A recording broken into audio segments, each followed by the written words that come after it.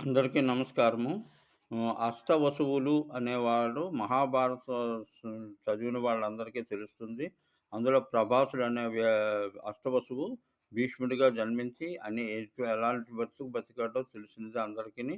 ఎంత ధర్మానికి నిప్పులా బతికినవాడు. అయితే వసించువారు వసువులు అని దాని యొక్క అర్థము. సర్వము వారిలోనే దాగి ఉంది. అంటే దీనికి భూమి దగ్గర నుంచి సమస్త పంచభూతాలు అన్నీ కూడా వష్టవసువు వల్లే రూపాన్ని ధారించడమే ఈ జీవుల యొక్క రూపాలు. అందుకే వాళ్ళు పితృదేవతలుగా ఆరాధింపబడుతున్నారు. అయితే ఇందులో మొదటివారు అగ్ని, రెండవది పృథివి అంటే భూమి, మూడవది వాయువు, 4 అంతరిక్షము, 5 ఆదిత్యుడు, 6 ద్యులోకము, 7 చంద్రుడు, తర్వాత నక్షత్ర మండలం. ఈ నక్షత్ర మండలంలో ఉండే తారలన్నింటికి అది మనం తారాబలం ఎందుకు చూసుకుంటామంటే ఇదే కారణం. ఈ విధంగా వస్తువులు సర్వం తెలిసిన వాళ్ళు కనుక కైండ్లీ